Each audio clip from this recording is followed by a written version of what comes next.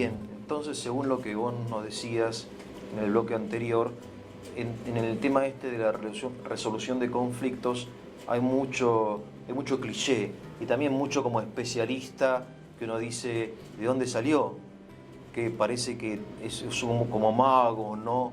De la, no sé, de la autoayuda y todo esto. Es un poco, no es tan científico como uno quisiera que fuera.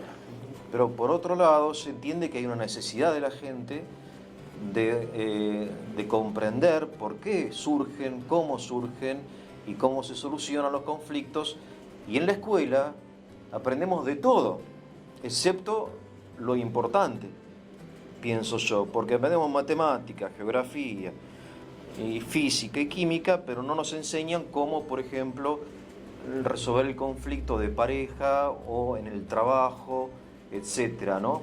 Y entonces esta necesidad que tenemos de esta ciencia un poco viene a ser satisfecha por gurúes, etcétera, ¿no? Entonces uno quiere realmente solidez de conocimiento, me parece, y eso es algo que yo sé que vos tenés porque, como vos dijiste, nos conocemos hace mucho tiempo y estás en recursos humanos hace mucho tiempo, estudiaste todo esto y bueno, quisiera que nos orientes un poco sabiendo que hay conflictos de todo tipo, porque hay que quizá clasificarlos a los conflictos, no sé.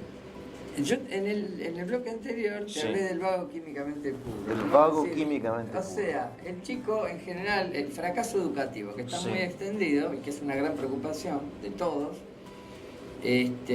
evidentemente tiene que ver con la falta de sentido. El pibe de hecho después se prepara y aprueba. Claro. Es decir, por supuesto que hay patologías que implican O sea, tenía la capacidad intelectual, Estaba la pero no capacidad estaba motivado. intelectual, Claro. ¿no? La motivación, la falta de sentido. Falta de sentido. O sea, no le encuentran el sentido. Claro. En mis mocedades, cuando estaba estudiando, me gané la vida dando clases particulares cuando era joven, ¿no? Un recurso que todos los que hemos estudiado mucho hemos... Y cuando le explicabas algo a un chico, él te decía, ¿esto de qué me va a servir en mi vida? Claro, es una buena pregunta. ¿No? Sí, sí. Es decir, entonces, es la falta de sentido, no es la limitación intelectual. Claro. Entonces, en todo eso quiere decir que en los, digamos, la presencia del conflicto, o sea, de no encontrarle sentido o de estar a disgusto en lo que estás haciendo, indudablemente tiene un peso en el desempeño. Claro. O sea, cuando vos haces una búsqueda laboral, indudablemente vos, ¿qué haces? Bueno, hay motores de búsqueda, todo el mundo, vos haces la convocatoria, la gente escribe, bueno, a las plataformas más conocidas, porque hay varias. Sí. Y bueno, ¿y el reclutador qué hace? Y bueno, mira entre todos los currículums y elige una parte. ¿Por qué no termina la búsqueda ahí? Es decir, ¿por qué no,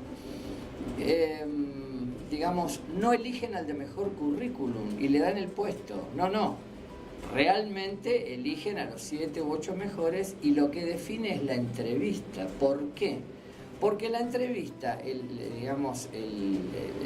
que es experto en esto, el que está entrenado para reconocer todas estas cosas, lee en la postura, en los ojos, en la repentización, lo que te contesta en el momento que le preguntas algo que estaba fuera del libreto. Todo eso te permite evaluar si el candidato te gusta o te cierra en términos emocionales o en términos afectivos.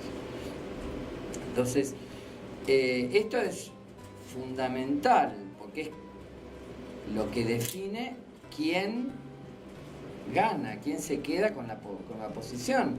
Es decir, en una sociedad como la nuestra, donde todo se puede averiguar a través de lo que sea, Sí. el Google y estas cuestiones, podemos decir que los recursos intelectuales sirven para empatar, es decir, para establecer en qué nivel estás.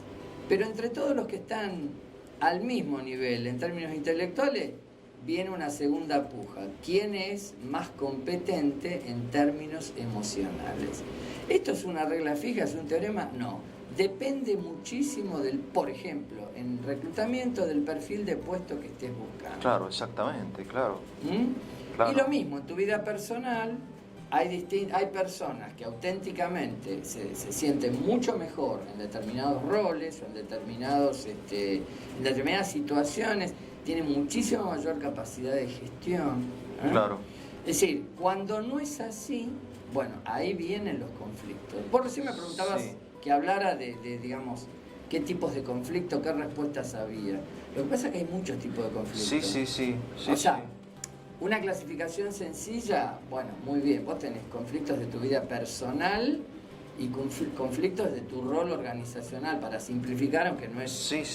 No, digamos, hay otras facetas, pero bueno, uno generalmente pasa tiempo de vida personal y tiempo de vida profesional o laboral, ¿no? Sí, pero quería hacerte una pregunta, porque me parece también importante tampoco sobrevalorar lo emocional, porque no, claro. Hay personas que son, por ejemplo, emotivamente muy limitadas o muy tímidas o muy parcas y poco hablar y nada simpáticas, pero en el momento en que las papas arden son las que te solucionan el problema, ¿no? O sea, hay mucho de paradójico en todo esto. Y después tenés una persona muy simpática, muy amable, que no te arregla nada. O que es ladrona, ¿no? Porque sobre lo emocional está lo moral también. Exactamente. Hay una inteligencia moral también. Sí, por supuesto. Y esto de insistir en lo emocional me parece que es una materia que tenemos que estudiar, pero tampoco es el todo del ser humano. Lo que pasa que si vos medís el desempeño el desempeño laboral, por ejemplo, o profesional, las dos son muy importantes. Obviamente, alguien que no sabe, vos tenés un director técnico de calidad en un laboratorio, si no es químico, si no sabe, y no puede. No, por más que sea un fenómeno, no puede. No puede. Inclusive por una razón legal. Sí, obvio. No puede firmar una autorización. Claro. Pero a la hora de pensar en conflicto, digamos, la raíz íntima del conflicto siempre tiene que ver con un patrón relacional. Cuando las personas no se conocen, como dijimos antes, bueno, juega mucho el lenguaje no verbal, esa primera mirada, ¿no es cierto?, que uno tiene.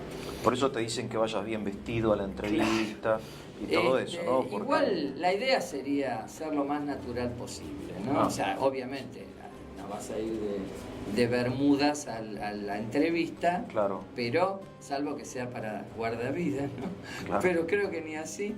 Pero realmente no pasa solamente por la vestimenta, ¿sí? O por el aspecto, sino por lo que tu entrevistador lea de vos a través de tus ojos, claro, el movimiento de las manos, claro, tu postura, y esto, digamos, estas tensiones relacionales que se originan cuando las personas no se cierran entre ellas, es decir, no me cerrás como persona, esto genera un patrón de recelo y desconfianza cuya consecuencia más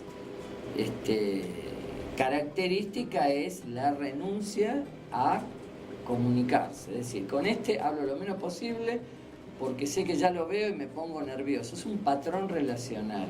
Claro. Que el conflicto ahí está latente siempre. Claro, pero siempre, aún la persona que analiza a otra persona parte de un cierto estereotipo. Obvio. Que también lo limita, como quien analiza, ¿no? Y de repente está delante de un genio y no se da cuenta porque está despeinado, por decir una tontería, digamos, ¿no? Tal cual. O porque es tartamudo, no sé. Sí, por supuesto. Entonces, tiene que haber un balance de todo, Eugenio. Claro, exactamente, sí. O sea, la parte técnica la tenés que asegurar. La parte técnica tenés que asegurarla. Y después tenés que hacer un gran esfuerzo para ver si esa persona que tenés delante con ese registro afectivo se adecua al perfil de puesto que estás pidiendo. Claro, porque de repente necesitas un jefe, entonces necesitas un tipo emotivamente preparado para liderar. Pero si necesitas un operario de la línea, de repente esa cualidad emocional no la necesitas. Sí, pero igual necesitas que se gestione, ¿no? Que le encuentre sentido a lo que haga, que tome decisiones. Claro. Hay gente que realmente tiene mucho criterio, pero no se anima.